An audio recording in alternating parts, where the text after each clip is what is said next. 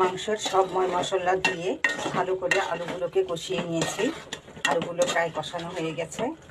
এখন আগে থেকে আমি মাংসগুলোকে ভেজে নিয়েছি।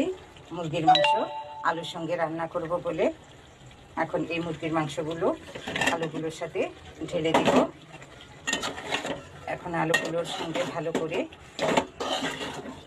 নেড়ে চেড়ে মশলাগুলোর সঙ্গে মুরগির মাংসটা মিশিয়ে দিতে হবে।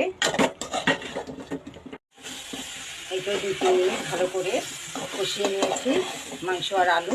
এখন পানি দিয়ে দিব, আর পানি দিব না। এই পানির মধ্য দিয়ে আলু আর মুরগির মাংসগুলো হয়ে যাবে। এই তো 15 মিনিট পর তৈরি হয়ে গেল আলু দিয়ে মুরগি রান্না।